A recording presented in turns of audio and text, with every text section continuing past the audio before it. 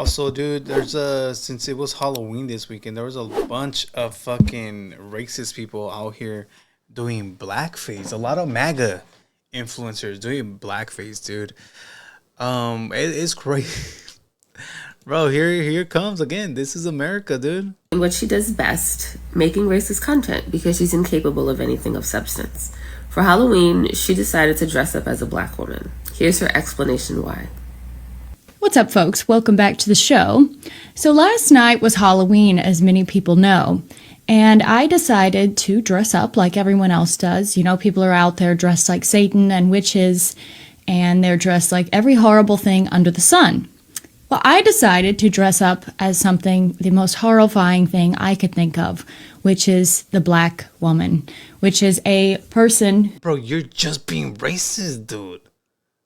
Who is angry and fed up that their EBT card has been declined, that their race card is no longer working in this new climate, and that they're not receiving the reparations that they think they deserve, despite the fact that they did not build this country. Lily. What do you mean they didn't build this? Hold me back, Joe. Joe, can I hit him or no? Straight the fuck, hey, te los chicos puñetos. Damn it, please, let me hit him, Joe, please.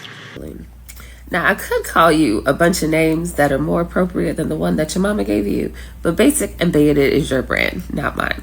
So I'll stick to facts.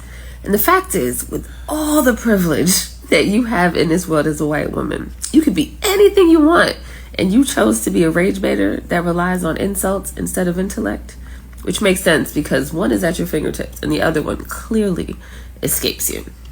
And let's be honest, you're not scared of us. You're threatened by us. Because despite all the misogyny, racism, and oppression that exists in this country, black women like me can still run circles around you, even on our worst days. Dude, I really hope someone pulls up on her. Trancas. We can take your job and your man. Luckily for you, I don't want either one. So, even though you can't be us, what you can be is quiet. Dude, it's crazy because she's not the only one. There was more people that were doing this shit. When they said "Make America Great Again," Look. How the fuck? Oh my god. Their parents raised them right, dude, I guess. Raised them fucking American. There you go, man. That's crazy to me, bro. How you decided to do blackface, bro. again, were they talking about blackface? So recently, the influencer Brittany Venti painted her face black for Halloween. Full blackface. Posed with a box of fried chicken, caption, "When that EBT hit." I honestly can't even believe we've gotten to this point. People want to compare this to the viral Drewski skit, but there's a history behind blackface that doesn't get explained enough. Back in the 1800s and early 1900s, white performers would smear their faces with shoe polish, draw on exaggerated lips, and act out demeaning caricatures of black people in theatrical shows. That's fucking These acts weren't harmless jokes. They were part of a system degrading black identity, making fun of black people for white entertainment.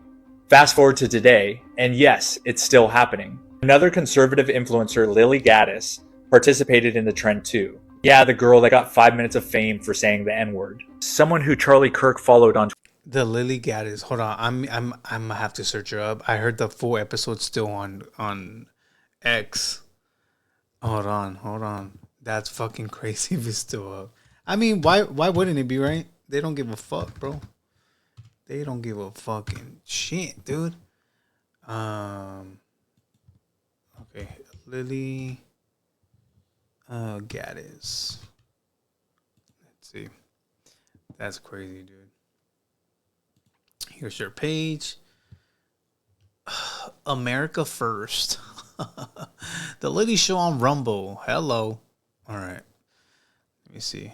Take her off the screen because this shit gets crazy, man. X gets crazy, dog. I'm not seeing anything. Did she take it out? Let me see. Go to media. Yeah, I'm not seeing anything, bruh. What's up, folks? Welcome back to the show. Oh, yeah. This is a one, reflections on blackface. Okay, so this is after she did it. So yeah, it looks like the one where she did blackface. It looks like that one got deleted. It looks like that one got deleted. All right. Anyways, let's continue on. Twitter, by the way. So the internet is tearing her apart, rightfully so. She even went on the next day to explain that she did it so that hate can become more mainstream. This connects to a legacy of mocking, silencing, and making blackness into a joke. And sadly, both of these people are doing it for shock value and doing it to build their brand. And like, if someone does blackface in 2025 and just claims that it's satire or a joke, we can't give them a free pass. These people should have to struggle to find work because they used this climate as an opportunity to grow a following by using dangerous imagery. By using racism, dude. And that's a lot. That's a lot of people. And a lot of these not just this, but a lot of, I don't know if you guys remember the red pill era. There was guys that didn't believe what these people would say, the red pill people, and only did this red pill thing because it would get them views.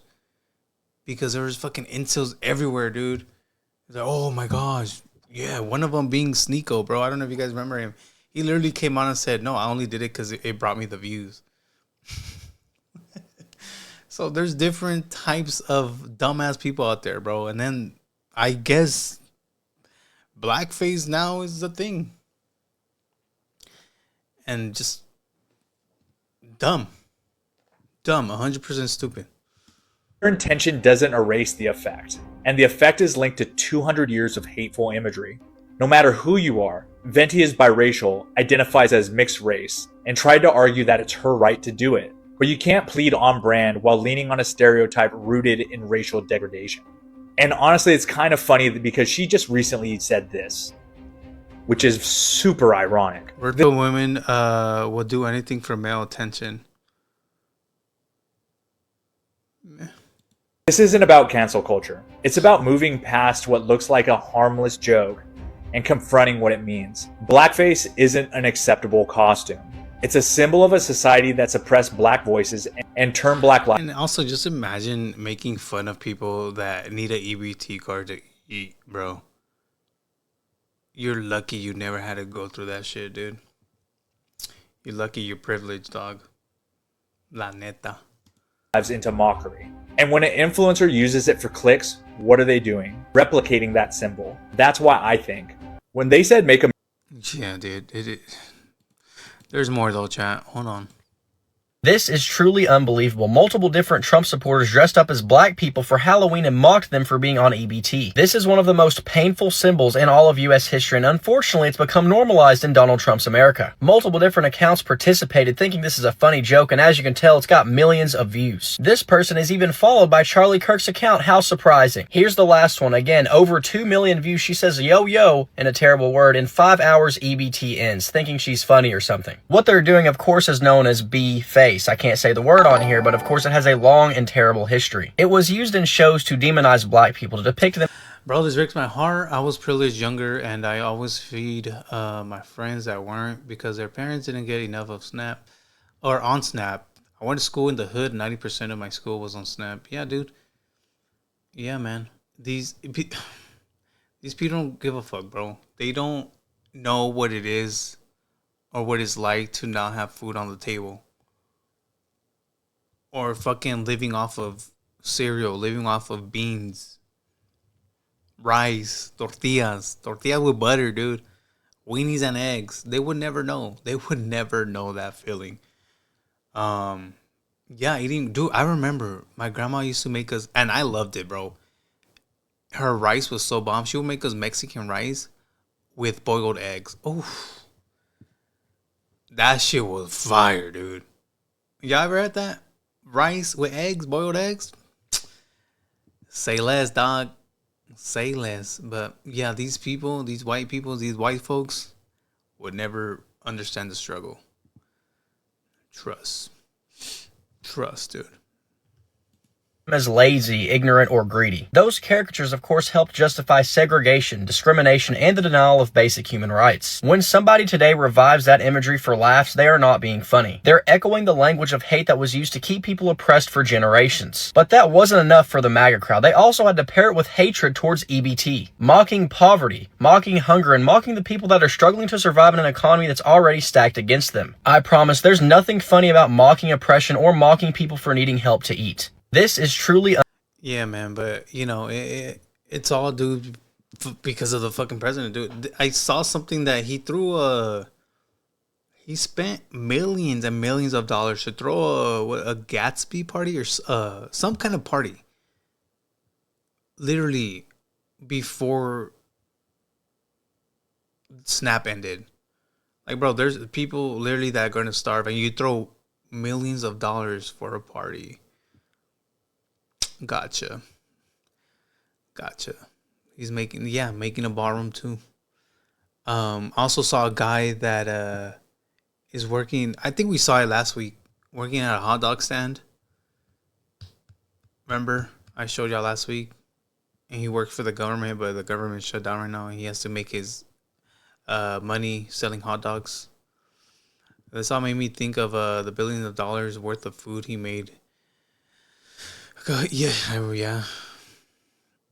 I remember that. I think I talked about it. This was the whole thing of the beautiful bill or some shit. Danny's leaving early so he can watch the parade. No, dude, I have to leave because I have to edit and then I have the meeting. Don't try me right now, Rome. Don't try me. Don't fucking try me right now, dude. But yeah, it's crazy. This is America, though. El pollo is loco. El pollo is loco.